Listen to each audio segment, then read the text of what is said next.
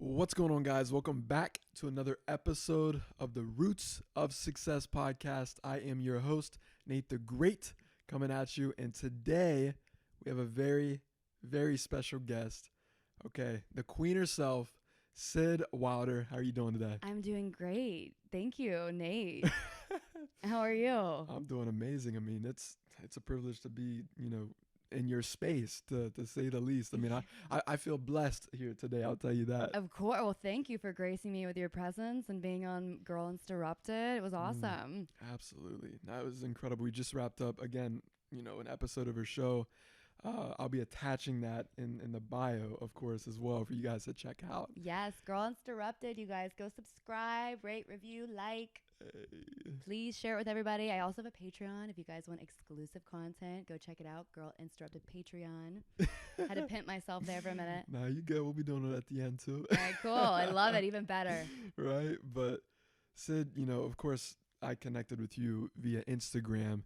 And again, it's incredible the connections that you can really just establish through social media. Isn't it though? Literally. I mean, the people that I've met, we wouldn't even be doing this right now if it wasn't for me reaching out to you. Right. And, just really, I guess something that is huge to hit on too, because again, you have a high following with what you do, on Instagram. And some people might be intimidated by that in terms of reaching out.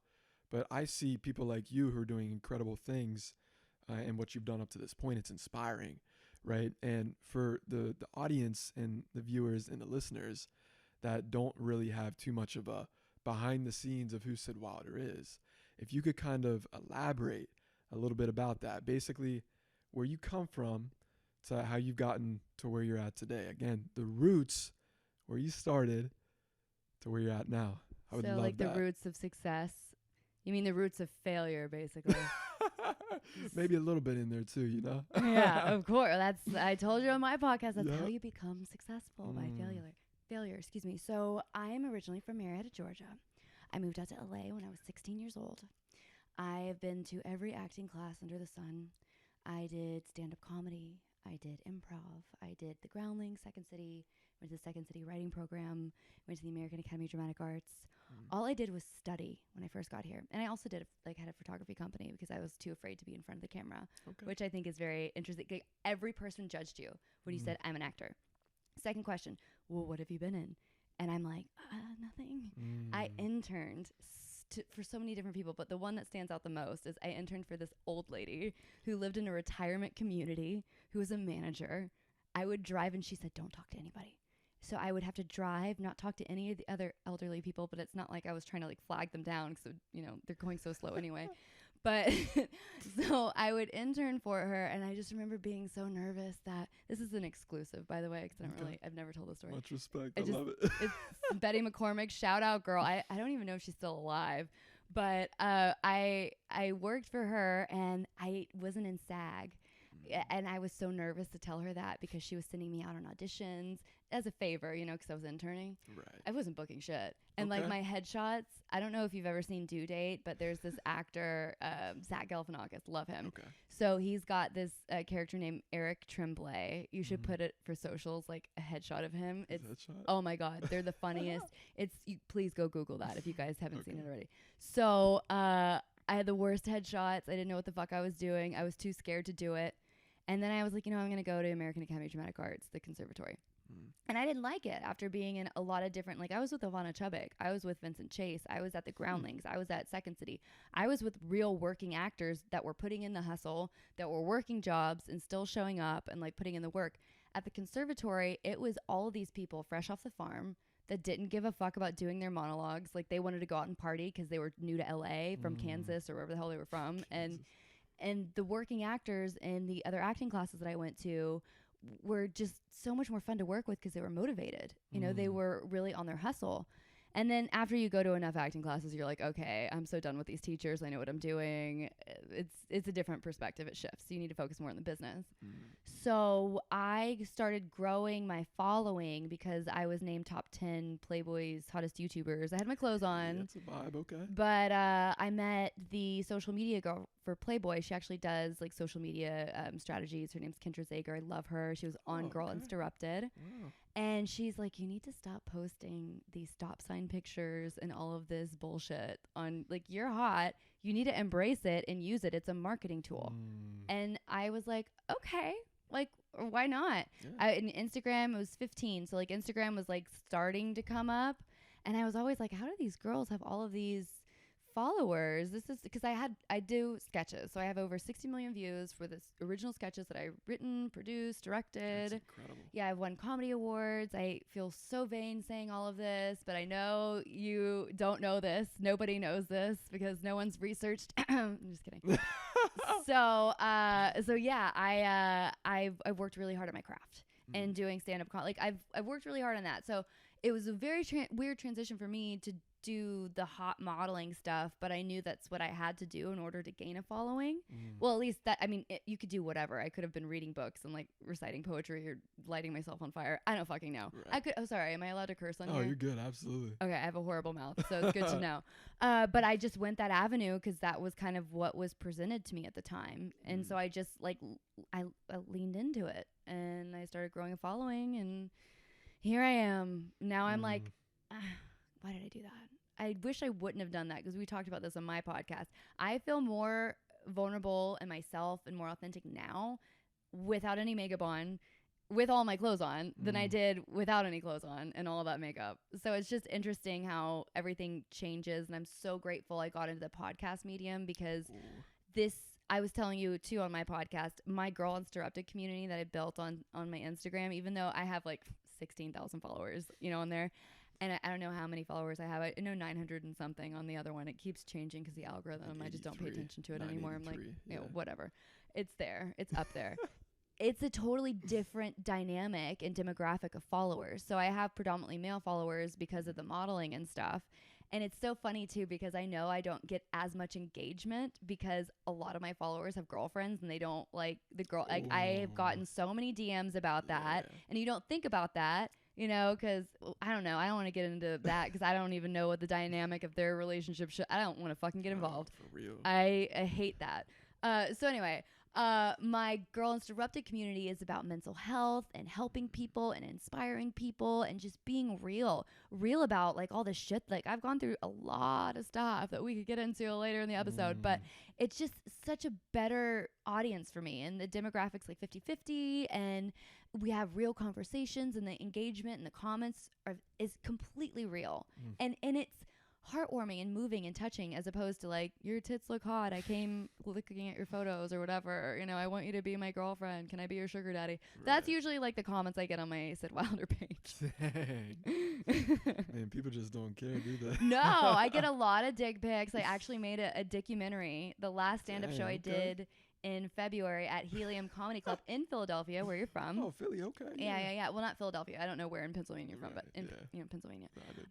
It was really funny. I played the Titanic, My Heart Will Go On, because it was an anti-Valentine's Day show. To all of the dick pics, I blurred them out. I put like graphics on them, like a wink or like funny things, and I made a documentary. It was a documentary about all the dicks that never went inside of me. I had one guy send me a naked yoga video. A naked yoga video? Yeah, you really made it, influencers, when someone in India sends you a naked... Oh, India too. That's so funny. Yeah. There's 2 different videos. Yeah. 2 different ones? Yeah. And you get the best of both worlds. Literally. So anyway, that's kind of my story. Now I'm here. So I write, I produce, I direct, I act. I'm working on a book right now. Interesting. I want to be the next... Okay, here's the thing. So if I could be like a slutty, not slutty because I want to be, but just because I talk about sex very openly, I have no problem with that. And like sexual health, I'm a cancer survivor, cervical cancer survivor, which is why I'm so open about it. And it is what it is. It's my DNA. I can't deny it. Yeah. So I would like to be like, not a slutty Tony Robbins / like Oprah, slutty Oprah, and then maybe even Joe Rogan, like all of that like into one. Wow, that's a twist. I would probably add Howard Stern in there too. So if I could just be all of that and then me, and then still act and write and direct and produce and make content that really just empowers people to be who they are, that would be like such a win in my book. So that's what I'm working on. That's interesting. So when would Thanks. when would you say was the turning moment in your life? Whenever, because again, I mean, I'm sure you weren't always like, the one that put out a bunch of positive messages and, you know, was inspirational in a way? I was. Really? So I have a video called How to Take a Slutty Selfie that I recorded in 2013. It was one of my first sketches. And I didn't know what the fuck I was doing. Okay. I had zero idea how to like hire people or, you know, what it was like to like produce anything. And so, but it was my first big viral hit, and it was on the front page of Funny or Die, and like it was really cool. But the whole joke in the video is like I post inspirational quotes underneath slutty photos, and it's like, bitch, you just wanted to post like a slutty photo of yourself. Just own that. That's right. Okay. I kept seeing this one girl do it, and then I became that. Because I was like still wanting to be inspirational, but then I had to go into the brand of being the hot girl. Interesting. And I was with this manager at the time who I'm no longer with that just ixnayed it all. And she was like, you can't do that. And I learned a lot from that last relationship that I had with that manager. And I think when I decided to part ways doing business with that person, I really came into my own. And having my podcast, I really came into my own, because you're always told in this business what you should be, what you shouldn't be. Well, you need to be more family friendly. Well, you need to be this. You need to be that. No, I need to be my fucking self. And myself curses. And myself isn't perfect. And if you don't like that, then I'm not for you. And you can get a brand deal with someone else, because there's a million other people that are in the adult market, that are in, you know, a more mature audience that, I'm not saying I'm porn or anything like that, but you know what I mean? Like, there's so many products out there, so many different networks, HBO, come on. Like, I'm not worried about it. If you don't like me, then I'm not for you. And guess what? I'm still a person. I can evolve. I can change. If I become a mom one day, I'll still probably be inappropriate, but you know, it's rebranding. You can rebrand. It's a thing. So anyone out there that like suffers from people saying, well, you can't be this, you can't be that, blah, blah, blah, don't listen to them. Listen to yourself, because you literally are going to make or break what your dreams are. And it's a lot more fun living your dreams than it is someone else's. That's my TED Talk. No, that's deep. How did you, because you're very confident, and I'm intrigued. Am I? You're very confident. I love it. Oh, thanks. It's just within your character, I can tell and feel. I still have insecure days. We all do. I'm not putting on an act right now. I'm honestly just being myself. Right. I can't be more of myself right now. And that's the thing. It's powerful. Yeah. And well, it's fun to know who you are. And you get, I think, really confused when you allow too many other voices or influences in your head. You know, there's so many different people trying to market you things to tell you what you need and who you are. And you just got to like shut it out. You know? That's deep. Yeah. So how do people gain more confidence within today's world? Okay, that's a good question. I would say a lot of meditation and self-reflection, which isn't easy, and it's not fun, because thinking your thoughts and not being distracted by television or podcast or anything else, you don't really realize who you are until you analyze yourself. And you are your thoughts. What do you think? Like, when negative thoughts come in my head, I have to like reprogram my mind to go to the positive place, because everyone gets stressed out. Everyone has triggers. But when you pay attention, even when it's the negative voice, I know this is like super deep, whatever. And I don't know if your audience is like old enough to appreciate this yet, but it's fine. Like I'm not worthy, or I don't deserve this. Freeze right there. Where did that come from? What relationship was I in? Was it my family? Was it an ex-boyfriend? Was it an ex-girlfriend? Was it a teacher? Who put that there? Because I wouldn't be on this path trying to make my dreams happen if that were the case. And then you have to like replace that with, I deserve to be here. They're lucky to have me. And don't be arrogant, but it's honestly a very, and it's not an overnight thing. You have to really take the time, and also you have to fail. You have to have failed relationships. You have to have failed business experiences. You really have to figure out why it didn't work, and take the time to reflect on that too. Everyone's so busy and so caught up with everybody else's lives, and they're doing this and they're here and they're going here. Fuck that. What are you doing? What do you want to do? Just because someone else is on a yacht in the middle of the summer with probably some like old guy that they hate, that's like kind of creepy situation that you don't know about, that's not being posted on social media, that's not you. And if it is you, then go do it. I'm not judging you. I don't care. Like, live your best life. But you don't really know what you want until you take that time to analyze yourself. That's my therapy session. I feel like I am on a TED Talk for real. The real TED Talk version. I mean, shoot. The TED Talk version on a couch and a hospital bed. Yeah. So what would you say has been like one of the biggest monumental moments in your life in terms of like something that really, it was tough, and when you think about it, it's like one of the driving factors that really changed a lot. So one of like the hardest defining moments in my life, like challenges that I've overcome. Yeah. So I was 5150'd in April of 2016. I tried to kill myself, which I talk about openly. I talk about on my podcast. The first episode of my podcast is actually with my therapist that 5150'd me. And that was that was my darkest hour. And I was on a lot of drugs that weren't prescribed to me. I had 6 shots of vodka like in my stomach, and my stepfather committed suicide. And it was, I didn't know the statistic, but apparently I think it's close to 60% of people that have had a family member commit suicide are more likely to commit suicide. 50 to 60% more likely. Yeah. So, I mean, I'm not using that as an excuse. I was in a really, really bad place. I just had cancer surgery. I was going through a really nasty, tumultuous divorce. I found out because this is another thing that I learned about myself, and hey, we all learn from failure. So when I was going through my divorce, I got, because I couldn't be alone, codependent issue, I got back with my ex-boyfriend, and then I found out he cheated on me with my sister, and then my ex-husband cheated on me with a porn star, really fucking crazy, so LA. Then I found out my sister was kissing that person on Instagram, because my sister is also in the adult industry, which is why I'm pretty cool and like non-judgmental at the Aviate Awards. That was a lot to unpack at the time. And like, mind you, I just had cancer in my cervix removed. So, and then being a hot Instagram model, it's not really the best location for cancer. I mean, cancer anywhere kind of sucks, but like that in particular wasn't like the best thing for your self-esteem. So I was going through some shit, you can say, to say the least. And I went to that hospital, which is a whole different other story. And if you guys want to know like everything in detail, because I've gotten so much flack from people being so candid about this, because I've told this story many times.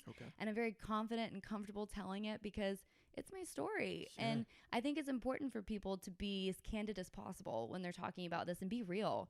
Don't be like, well, something happened and it was a really dark time. No, bitch. Like, what happened? What drove you to that place so other people know how they can prevent themselves or be inspired to not get to that place and to not, I mean, where I was, even my therapist said like that. You had the worst of the worst. For real. I mean, it just kept stacking. Oh my gosh, it was bad. But when I was in there and I didn't have erasers on my pencil, I didn't have my own rights to get water or, to get, like, I couldn't do anything. I was being monitored by people that, some people were great at their job and some people weren't. And I'm a rape survivor. And like the second I was like in the facility, my grandfather's an ex-Navy SEAL, and he's like, when you're in dangerous situations or situations where you're afraid, you look people in the eye and you say hello.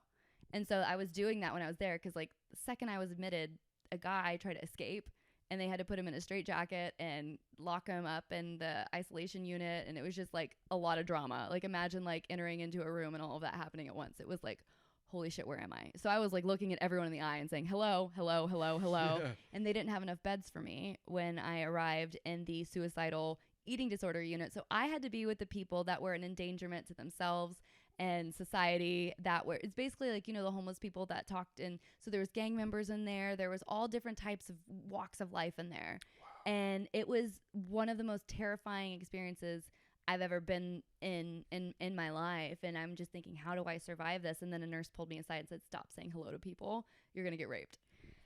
And so that was really comforting. So I find the humor in all of this now. At the time, I was scared shitless. You're probably scared, yeah.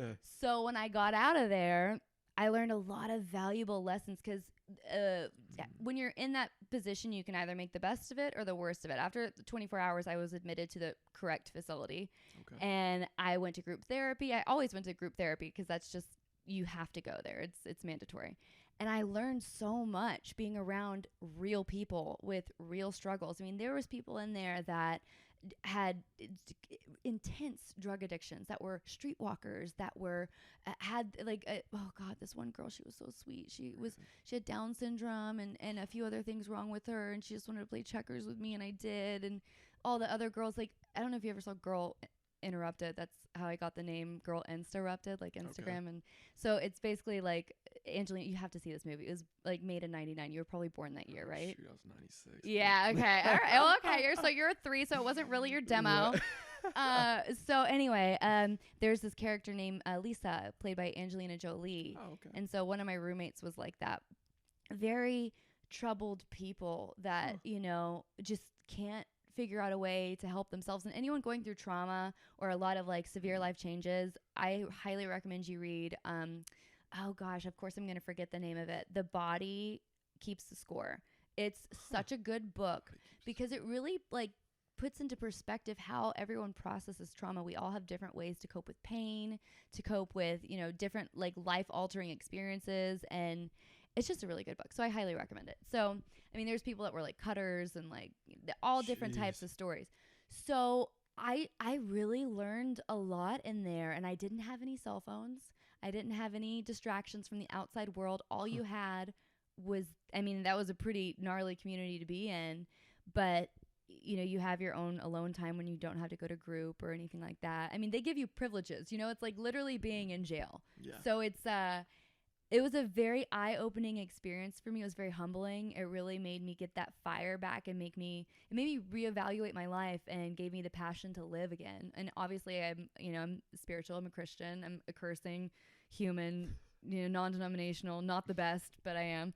And then I have a great mother who is my rock and my foundation and huge support. So between that, I found my will to live again. And it's been, you know, a roller coaster ride getting through that divorce, which was finally finalized this year. I was only married 2 years, but my divorce took 3. I got nothing. I didn't even get to keep the TV, which no one really watches TV anymore anyway. One of my friends said that to me. I thought that was the funniest thing ever.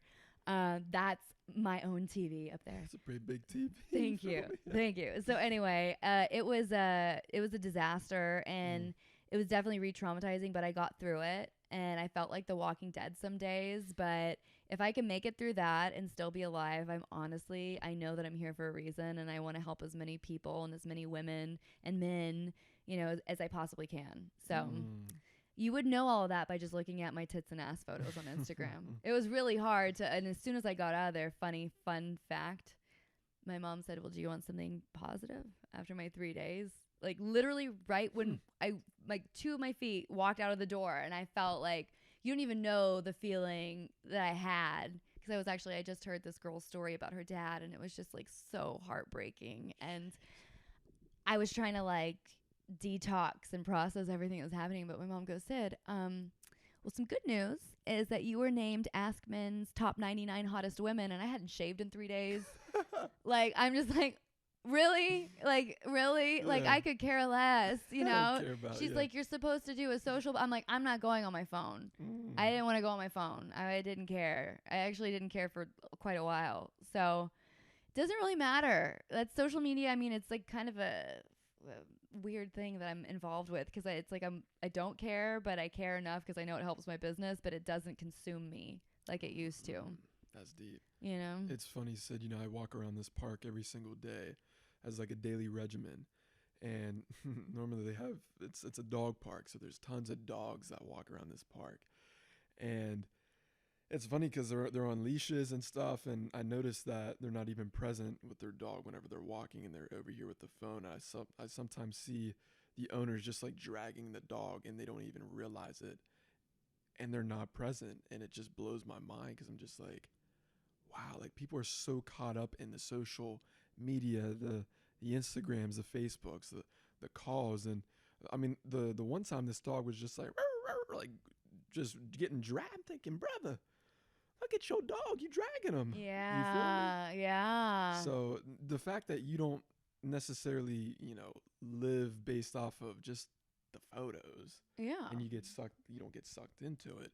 But the fact that you leverage your business on top of that, and you know, you don't let it control you, it's inspiring to me, because that's rare to find nowadays. Yeah, you can get really caught up in it. It can be super toxic and unhealthy for your mental health if you, you know, are living through other people. I don't care if you're a voyeur, do your thing, but like, it is not good when you're constantly checking it. causes so much anxiety. Even just thinking about it, I'm like, ugh, I don't want to do. It's true. Yeah. Because I recommend people all the time. I'm like, that story with the dogs, that was a good meme. You should make something with that. Yeah. I don't know if you've like told that with one of your motivational videos, but that's like, it's a good metaphor and symbolism for like being present. You know? That. Okay. I'll have to you should do a video, film it. Yeah. You know, and then be like, add PETA to it too, just because. Yeah. You know? I'll go up to the owner and be like, "Hey, what's good? How you doing?" Oh my video, you know? It's probably like a dog walker from WAG because it's LA and people like can't be bothered with walking their own dogs. Literally. You know? Yeah. Dog walkers actually make pretty good income though. I'm not knocking it. For real? Yeah. If you look it up, yeah. Dang. Mm-hmm. Yeah, because I see like those vans and everything going. I'm like, man, what the heck?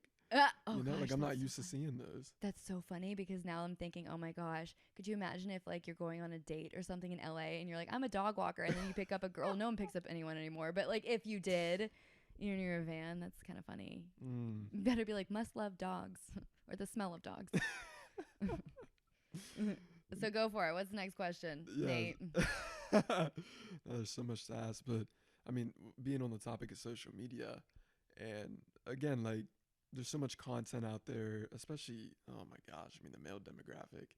You see it a lot. Like, you know, they see photos of, you know, titties and ass and all that. And it's like kind of too much, you know, it's a lot. It's like, I feel like people are getting like a little desensitized, and I'm like very provocative. I know who I am. I'm fine with it. But at the same time, I still have a different side of me that I'm starting to display more on my social media. And it's just, I don't know, it's a lot. Like, I mean, I look at it too from like a business perspective. I'm like, fuck, getting hair and makeup ready and like putting all that effort in, and then getting the photos edited, and then hiring all of that stuff, and then putting it out there, and then you're pigeonholing yourself if you want to be an artist or taken seriously later in your career, because nothing lasts forever. Let's be real. You can only get so much Botox and plastic surgery. Oh, yeah. Like, let's be real, people. So it's an interesting market to see how girls transition out of that. Like, look at Heidi Klum. Look at Sofia Vergara. Like, they did a really good job of, you know, getting out of that. Even though Heidi Klum is more of a businesswoman than she is an actor. It's just, it's fun to see who makes it and who doesn't. So something interesting to see. Memaybe I'll have another psychotic breakdown, or maybe I'll make it. I don't know. Let's see. Let's see, you guys. Let's figure it out. Right. And it's intriguing because I used to have friends. I mean, I cut some people out that just don't necessarily progress me in terms of my life. And how do you have time for friends? That's the thing. Like, how do you have time for friends? Like, thank God I have a podcast, or else I wouldn't be able to see a lot of my friends. You know, I'm constantly working. Yeah. You have true. to. Yeah, because I mean, that's funny you mentioned that, because I don't really hang out with too many people, because again, they're either not at my level, or if I do hang out with somebody, I want them above me. Well, I get that for, you know, work and podcasts and stuff, but you will get to a certain point where you're just like, man, like, just because someone isn't adding value to your business per se, people that add value to your life sometimes don't always have the same perspective. They might give you great life advice. Like, your grandparents they definitely don't get what you're doing. Right. But they could still give you solid advice about like a relationship or, you know, whatever it is that you need. But I understand not wanting, like, drinking and fucking off and doing drugs and like wasting your time. Don't do that. Like, if you want to be successful, don't do that. Unless you're like a functioning whatever and that's your thing. I don't want to know about it. I don't want to encourage that. But, you know, to each his own. I'm not going to judge because I'm not perfect. However, I think there is value for someone that understands and loves you, even if they're not on your same level. They have to have that connection with you. But again, that's a phone call or a FaceTime, going out of your way to go hang out with that person. I get. But when you're having like a crisis or some shit, like, someone that's really successful is not going to want to fucking take that call. I can tell you that right now. That's true. So I think there's benefits to both, but I understand not wanting to hang out with friends that just don't want to grow, and they don't want to, and that's fine. Like, I have a girlfriend, she moved from California, or she moved from LA to NorCal, and she gave up. And she just couldn't take Hollywood. She was too nice and didn't want to change that. And she decided to go to nursing school instead. And she's so happy living a normal, simple life. And she loves working for other people, but she still knows me and loves me and will pick up the phone. If shit goes down, I can rely on her and trust her. I couldn't do that with any of my friends, right? You know, that are going places that are above me, that are. So I just want to say that. I'm not trying to like deny what you're, you know, I get your point and I think it's valid, but those aren't friends. Those are acquaintances, you know? That's deep. Talking a little bit about Los Angeles and Hollywood and stuff like that. So there's a lot of young, especially with the millennials, that they want to move out here to an area like this to pursue something. Well, get used to being disrespected and lowering your standards and expectations. See, and that's what I want you to hit on, because it's like they think it's... Are you comfortable being sexually harassed? You're going to make it. I mean, they think it's like people look at Hollywood and they think of the movies. But when they come to Hollywood, it's like... It's not like the movies. It is a huge disappointment. It's like going out on a date with someone and they photoshopped all of their photos. That's basically what the feeling of LA is like, you know? Oh, absolutely. And then on their profile, I love listening to stories and helping you with your problems and all this stuff. And then you arrive and they're just a complete asshole who keeps talking, could give a fuck less about you. That's what LA is, you know, and you have to have a intense drive and determination to make it. You have to expect that people are going to fuck you over. And not everyone's like that. Some people are lucky. They say that, and like somewhere inside of me, I'm like, you had to fuck someone, you know, like, I know that's horrible to say, but it's like, really, did your manager love you that much? Like, what's going on there? That doesn't, unless you're born into it, because there's a hierarchy of people here that get the opportunities. You know, nepotism is real. And then some people hustle harder for you and some people don't, you know, some people take you on to push you out because you're a threat to their other client. I've had that happen to me. I've had, you know, people that put me on a shelf. I've had bad business advice where a manager didn't like the agent, so the manager wanted me to drop the agent, and the agent just got me a job on TV. But since the manager gets more of a percentage, and they're supposed to be like your security blanket versus an agent who's basically just like, you know, a salesman, and they get 10%, which is less. And so annoying too, because they barely interact with each other. But I was so naive at the time that I was like, okay, I'll listen to my manager, and fucked that up. The next agent I got shelved me. The advice I got from him was, you know what you should do? I really like that sketch that you did. It's got potential to be on TV. You should make 10 more of those. And I was like, that sketch cost me $5,000. The talent alone that I had to hire to be in it, because nobody would collaborate with me because I had to pay everyone to collaborate with me that had a YouTube presence. It was so fucking annoying. It was back in the day. He's like, you should make 10 more of those. I'm like, with what budget? How about you're an agent, right? You've been in this business for 30 years. How about you connect me with a production company or a network to help me get the funding to do that? Yeah. So I've learned a lot of things the hard way, unfortunately, in this town, but I haven't given up, and I refuse to be bitter, obviously, because I love helping people. I love to motivate people, and I love what I'm doing. I'm not going to quit, but I also am sarcastic and realistic about, you know, what you think Hollywood is. It's a cesspool of, it's like the seven circle of hell or something. I don't know the exact term, but it's, you have to really want it. Cause I keep telling myself this too. I'm like, gosh, why did I come out here? Again, assessing my thoughts. And I'm like, because this is what I was meant to do. This is what I want to do. And this is what I have to do. When you hear actors, you know, people ask actors for advice all the time. Like, you know, what advice would you give younger actors or whatever? They're like, don't do it. And the reason they tell them not to do it is because it's so fucking hard. Yeah. There is not, I don't know any other profession that you're in other than maybe professional sports. It's still, you get accepted onto the team. Right. You deal with so much rejection every single day. I heard some podcast, I don't know which one it was, but she asked, I think it was actually Heather McDonald, because I was listening to hers a lot because I was just on her Juicy Scoop, shout out girl. Hey. So she said her executive friend went on, I don't know, 10 interviews for jobs in her professional career, and she's like in her 50s. She only got denied one time for a job. One time. Wow. I can't tell you how many times I've been rejected. It's That's you said one time? One time, yeah, and like an executive corporate job. Yeah, just one time she's been rejected. Man, she must have the special sauce or something. I know. Actors, it's it's constant rejection. You know, it's like winning the lottery in order to make it. But now things are transitioning with social media. People care more about YouTubers and, you know, knowing about your life. And that's basically people's reality television, as opposed to like networks and all that stuff are going to be gone soon. It is. It's true. It's going to fade out. No one's going to care. Yeah, like you said about the TV. I mean, who watches TV anymore for real? Everything's on your phone. Yeah, it's like the computer's on your phone, the TV's on your phone. Are you big into TikTok? I started a TikTok when like a couple years ago, and I'm so mad because I have to figure out how to get my name. Wow. Okay. Yeah. Oh, I have no video. I have nothing on there. I have like, I just want my name. I can't figure out how to get back in that stupid account.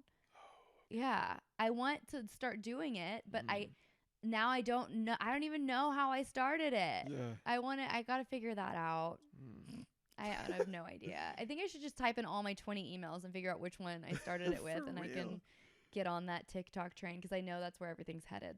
Yeah, it's interesting because I really just started taking it serious the past couple months, and I mean, I got friends, they don't even get more than 1,000 views on Instagram. But on TikTok, they're getting millions. Why? The algorithm. Okay. It's friendlier. Yeah. And plus the content. They don't have as many sponsors. Right. So that'll change. It's intriguing to see where it's going to go. But it's like one of those new platforms that I'm recommending to people because it's like you can really make a huge impact. It doesn't matter if you're like a nobody on social media. You can still like become that influence within that spectrum. Because I see these influencers that are going to TikTok, and some of them are struggling. Some of them are struggling big time because they don't know how to like really perform on the platform. What are your recommendations for performing on that platform? I recommend, because a lot of people, they look at the platform as just being like singing videos or something funny, right? Because that's what a lot of TikTok's about. It's mainly like comedy and stuff. I recommend sticking to the same exact brand that you have on Instagram. I mean, yeah, or, you know, Facebook, but the main thing is you're staying true to who you are. Don't, and I'm not telling you what to do, but I'm recommending, don't do something where you blow up, you have millions of followers, and then all of a sudden it's like, wait, let me go follow you on Instagram. You're a completely different person. So stay in brand is what you're saying. Yeah. Yeah, that makes sense. But you can still have fun with if you want to do a little duet with somebody. Yeah, right? I want to do something with Chester C. Oh my goodness. I've been wanting to do. Well, we've been talking about it all year. I just haven't like followed through because like I've had trouble with my vocal cords. But I should do that before the end of the year. Yeah, I feel like you would dominate on TikTok. Yeah, I just gotta figure out the name. Honestly, maybe you little youngster can help me figure it out. I'm honestly, not that much younger though. Come on. I know, just like a year or whatever. It's fine, a year and change. I mean, I got some grays, so you gotta. Oh, shut up! I actually legit do, motherfucker. Really? Okay, yes. Oh shoot! We'll edit this out, anyways. Yeah, I know. Welcome to the late 20s. For real. It probably won't happen with you though. You'll be fine. It probably won't happen. Yeah. What, the gray hairs? Yeah. I mean, I got a whole bunch now. No, you don't. You have blonde. It's That's on the blonde. side. It's on. You feel me? No, I don't. I don't see them. Maybe it's because my vision's so bad because I'm like so ancient. Now we'll see after the show. I'll show you. So, anyways. Shout out to your orthodontist. Right, good old Barras. But it's a callback if you listen to the Girl Interrupted episode. So again, with people coming out here to LA, to Hollywood, let's say somebody just moves here. Oh God. You know, there's like 20,000 millennials. It could be 50. Actually, I think it is 50. 50,000 millennials that move into Los Angeles per month and leave Los Angeles per month. That's crazy. Mm-hmm. It's pretty intense, yeah. So anyway, so let's say that a millennial moves here. Yeah, what would be like the, top 3 things that you could recommend them to do? That way they don't get caught up in all the BS and all. Don't get a boyfriend or girlfriend because it's just going to be distracting and they're just going to use you. I hate to say that, but honestly, they're just going to be a waste of time. And people move out here for their dreams. They don't move out here for... No one's going to find the love of their life in Los Angeles, okay? You're not going to do it. People come out here for their ambition, not for that. Yeah. I hate to say that. Not to sound jaded, but know who you are before you come out here, because everyone's going to tell you what you need to be. That's probably like the best advice I could give. And then 3, how do I follow up with the last thing that I said? Probably have good credit, because it's hard to get an apartment here without good credit. Oh, that's the truth. Yeah. Literally. So those are the 3 things. And have a savings before you move out here, because you don't know what unexpected expenses are going to arise. Like the drivers out here are crazy. People vandalize your stuff. You know, you need to be prepared. Be smart. No, the habit of saving, that's huge. Yeah, because you don't want to have to work a bunch of side hustle gigs just to survive. What's the point of coming out here if you're going to waste all your time? And there's nothing wrong with that. We all have our side hustles, but like when that consumes you and then you get so caught up in that world versus like what you moved out here for, it just ruins your path, you know? That's deep. Yeah. So I know you mentioned about like the whole, boyfriend, girlfriend thing, right? Oh, yeah. So within the lines of that, I can tell you why people get into relationships, because their career is not where they're at, and they get depressed and they're like, oh, I need some love and affection. And then that happens, and then that all just gets like a huge distraction. That's what happened with me anyways. And every comic and every person that I've interviewed, I'm like, so your career wasn't going good. Is that why you decided to have a relationship? Yes. What? Because that's the one thing you can't get rejected from at first. Yeah, it's true. Yeah. Love's one of the most powerful things out there. If it's real. But there's so many people playing pretend here that you don't know, you know? Wow. Yeah. Would you say there's like some master pretend love artists out here? Oh, yeah, for sure. Yeah. Well, the thing is, nobody really wants to make a commitment here. So I got married really fast, and it was really stupid, but it wasn't just because my career was actually doing really well at that time. I can't really use that as an excuse, because like all my videos were featured on the homepage of Funny or Die. Like huge. I was starting to actually get really like a lot of momentum, but my stepfather killed himself. He killed himself in 2012, and then my grandfather died, who was like my father, 3 weeks before that. Oh, yeah. And then my ex-boyfriend, who also died. I know, it's like, I swear to you, I'm not like what's it called, a black widow. So he died, and then the month later, I met the guy that I got engaged to 2 months later, and then I got married. Like, he was like the rebound kind of, because like whatever, I was really not thinking smart, and my brain wasn't fully developed. I wasn't 25, I was 22. Okay. Great decision. I was 23 when I got married, but it was not a good decision. I was telling you before we started recording, I didn't realize that marriage was like an actual business decision. Yeah. Like, you don't know what someone's taxes are like, their income is like. You don't know if they're good with money. You don't know, there's so many different aspects. Like, your credit could go down. Like, do they have credit card debt? Are they, you don't know all that stuff. And like, yeah, just because you love someone, you have great sex, awesome. But like, what about all the practical things that go along with it? Are they going to take all your money and gamble it away? Or, what, you don't know that about someone, especially when you've only known them for 4 months. So that's deep. Is it deep though? I just think it's like logical. Definitely logical for sure. I mean, goodness. But that's why I got married so fast, because I was, instead of dealing, and this goes back to what we talked about on my podcast with the biohackers, instead of facing, I don't know any biohackers yet. I'm not hating on anybody, but I just brought up a thought. Okay. So instead of addressing my pain and my issues and going, shit, I need to work on my grieving and like my problems and like my choices and my romantic relationships. Why am I picking people that don't respect me or cheated me? Because I wasn't respecting myself. And I didn't realize that because I wasn't doing the self work on myself and to like learn how to love myself and learn how to respect myself. I just put everything on a partner and I was like, avoided it. And I was like, oh my God, I'm going to be in love, because being in love is a drug. You have dopamine, and it makes you so happy. And I just distracted myself instead of facing my fears, my demons, and my issues. And that never ends up turning out well. There's always like a disaster that happens when you don't do the real work to work on yourself, to better yourself. And it's not fun. I mean, no one's gonna be like, oh my God, I can't wait to go to the doctor today. It's not, that's not exciting. It's the stuff that's why people procrastinate. They avoid it. They don't want to do it. And if I can say anything to any of your listeners, I'm like, do the work on yourself. Face your fears, face your demons, conquer them. So that way you can live your best life. That's another speech. Gosh, I feel like there's a lot of like sound bites in this one. I'm going to be curious to see which one you use for your episode. Yeah. You know? I mean, I don't even want to cut you off some of these times the way you're flowing. You should be like, stop talking. You're making me look bad. Okay? Nah. I'm going to retire from podcasting now. Oh, no, absolutely. I'm just kidding. I'm not that vain at all. You're funny. Yeah. I really am not. Now, you'll definitely be on stage one of these days, and I'll be like, there she is. I did stand up, but for you're talking about speaking, like motivational speak. Oh, I've done that once. Okay. I got emotional because I'd never talked about my stepfather in front of a crowd of people. Absolutely. So my voice broke. I got hot. I still worked through it. I said I'm getting emotional, but it wasn't expected because I've said this story so many times. Right. I actually kind of freak out new people because I have it down to like a pitch, you know, like my elevator pitch of all the shit that I've been through. And they're like, that's a lot. I'm like, yeah, I know. But like, I've lived it. So it's not a big deal to me anymore. But I know what you mean. Yeah. But people are kind of taken aback. But when I said that story again in a longer format, 5 minutes, I was still shocked of the emotions that arose in me. And I was like, holy shit, girl, you okay?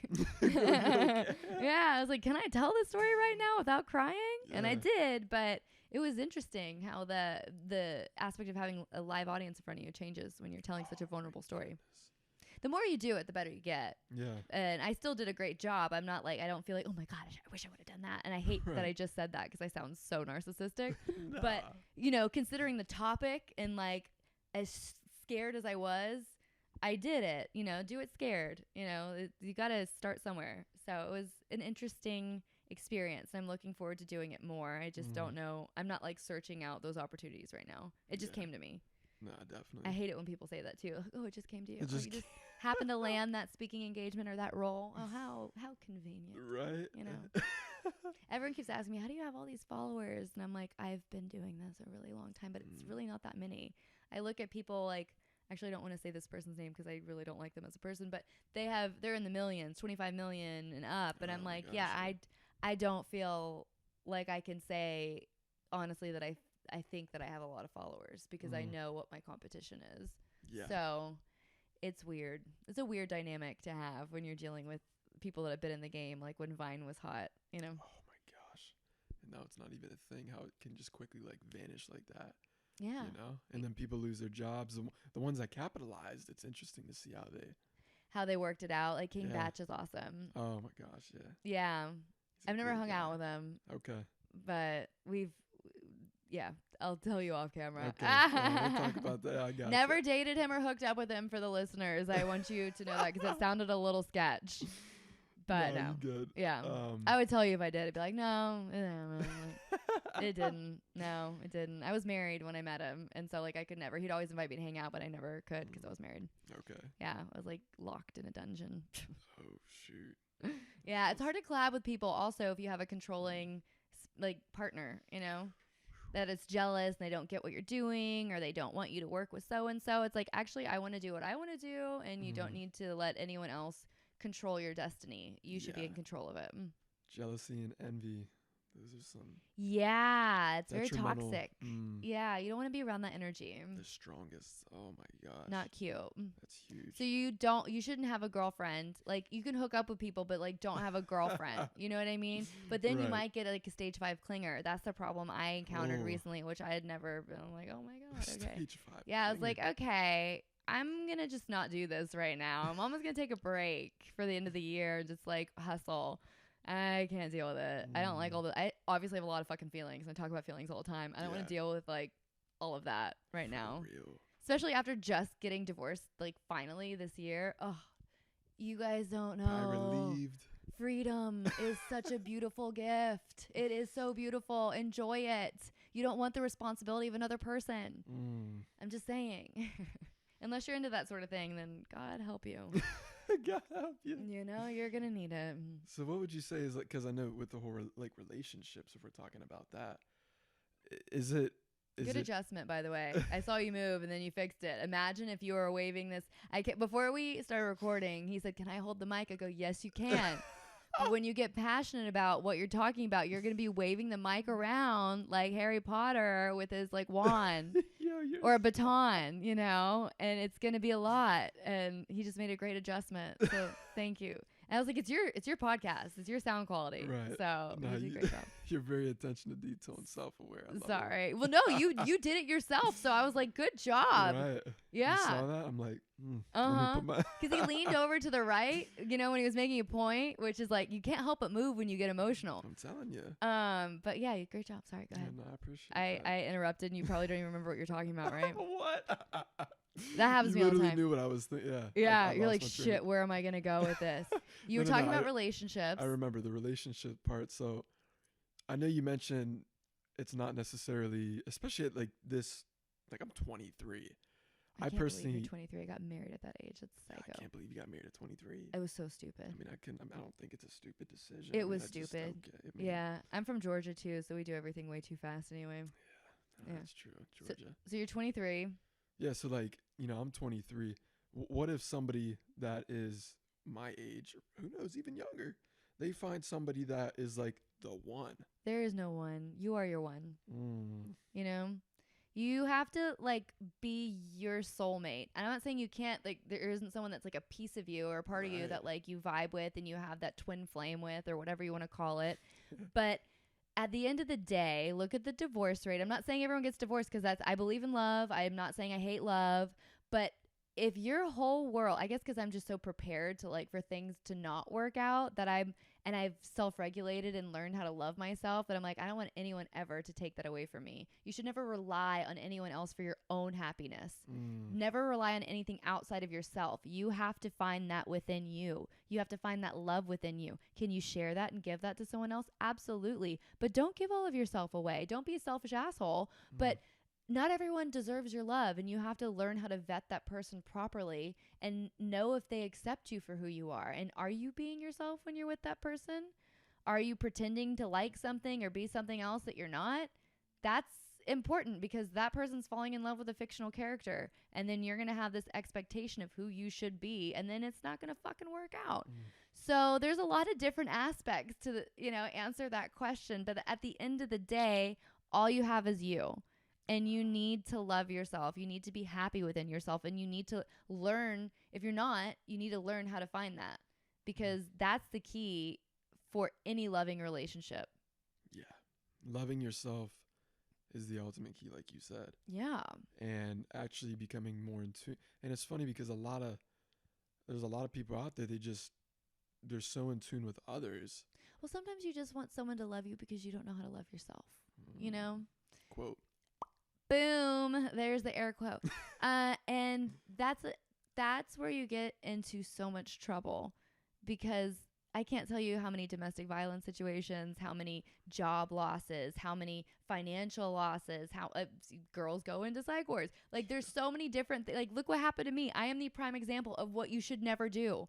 Like work on yourself, love yourself. Don't go rushing into something just because you don't want to feel your feelings. You got to work on yourself. So yeah, that's my takeaway from all of the relationship shit.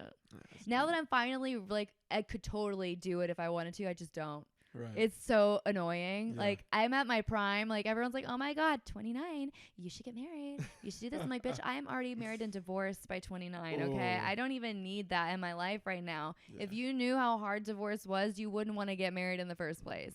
I hate how easy it is to get married. I wish they had like courses or classes or like you need to meet the people's family and see how they interact, like what sort of dysfunctions, because everyone's got baggage. I don't care who you are. I don't believe in perfect. I wouldn't like perfect if it even existed because I like things to be a little messy, but I want to know what kind of messy it is. Does it go with my messy or does it clash? Like I need to know. So we all have baggage. Like don't feel bad about it. And we all have like family dysfunctions, but you got to find the fun and the function, the dysfunction rather. For real. I like what you said earlier about you got to know, do they know how to save? Do they know how to do all these different, whether it's not do they care about it? Do they just want to spend money and be flashy because that's what everyone else is doing? Can they think for themselves? That's really important. And you don't know that until you really get to know with like at least a year. Live with them, Okay, you know, like a year minimum. But even then, why do you need the law to be in your relationship? It's kind of creepy. Unless you have kids and you're doing it for taxes, I get it, but I don't understand the point. If you love, it's so much easier to just move your shit out and break up than it is to have to go through the court system.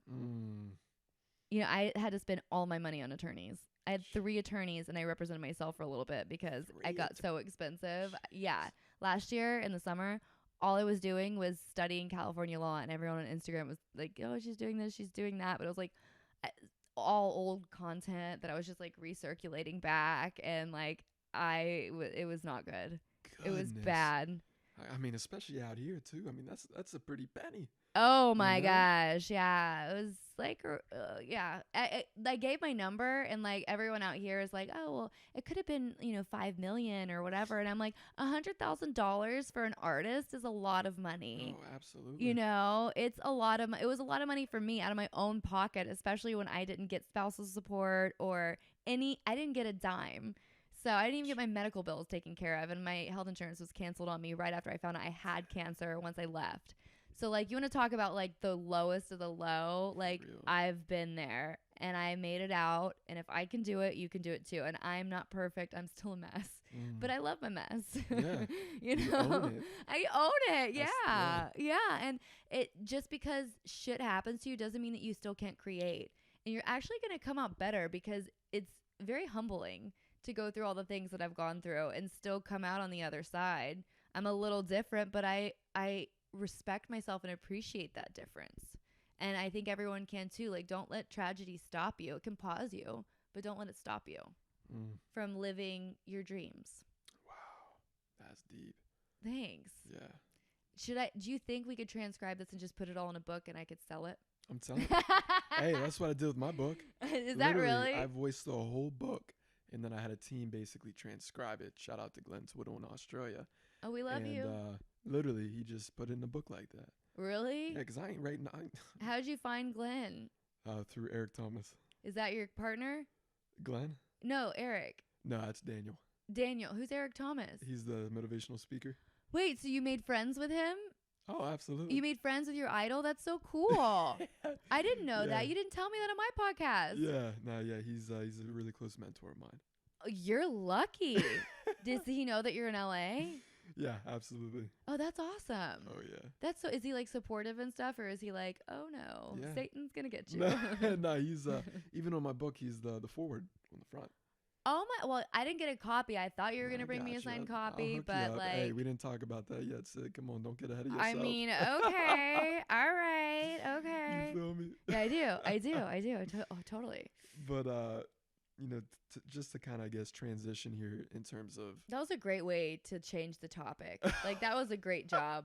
I appreciate that. I was like, how's he gonna get himself out of this conversation? Like, where are you gonna go with it? You're fun. I was curious. I try. Yeah, you know? It was graceful. Very graceful. So, I mean, you've discussed so many things on the show today. I really don't feel like I've said anything. Yeah, no. No, I think you have. I mean, I know. You've inspired, you know. Well, thank you. Thank you. Absolutely. No, but I just feel like it's so surface, you know. It's so surface. Nah, it's more the depth in the listeners and the viewers, okay? I know, I'm just being facetious. But before we kind of end, I'd first off. Oh, that's what you're doing. You're going to end this. You're going to end this right now, just as I started going. You want to go on for 3 hours? No, I don't. Honestly, I'm so over myself at this point. No, but literally. I really am. Again, like with what you've stated and the conversations that you've had. Yeah. First off, I admire. Are you tickled? Everything. Sorry. I'm very ticklish. Okay, we'll save that for afterwards. Okay. Just to give you guys a visual, just for the listeners, he's on a hospital stretcher and I'm on half of a couch, and so I have to face the opposite direction, so his feet are in my face. So I'm not like jumping on him, like trying to like attack his feet. So sorry, go ahead. I interrupted lost my train of thought. You totally distracted me. You were saying, wonderful. Awesome job. Where can everyone find you? You're inspirational. Thank you for your time. Is that it? Is that what it was? I mean, pretty much summed and then up. You're I mean, I'm ticklish. But now I'm good. You feel me? But plus, yes, I am in a hospital bed, so it kind of makes me. Anyway, so yeah. So yes, I admire you as who you are as a person with what you've accomplished and done, and the story and just the the hardships and everything that you've been through, because it literally takes a survivor like you to get to where you're at today. Thank you. And it's been I a admire lot of that. work. Yeah. Thank you. It's not easy, but nothing is. You're right. It's not. Yeah. So for the people that, of course, they've heard your story, they've listened, they've seen it. Well, if you want to hear the whole, tickle my feet for crying out tickle loud, the feet. That's how we're gonna end the podcast. No, I think it's important to, if you really want to hear the whole story, you can go on Girl Interrupted's podcast and you can hear for free the Rebirth Anniversary series, which is 3. It's like a little Lifetime documentary of that whole experience of like what I overcame, if you want to hear it, or the first one with my therapist. So check that out. And if you want exclusive content, and it gets a little wild on my Patreon, I'm just like throwing that out there. I didn't do an episode with you because I was like, that's not your brand. But never know, I'm kidding. I mean, that's true. However, I see what direction you're going, and it's like the verbal, what is the thing? The verbal comparison to bikini modeling, which I know that's not the direction, Right. Yeah, but you never know.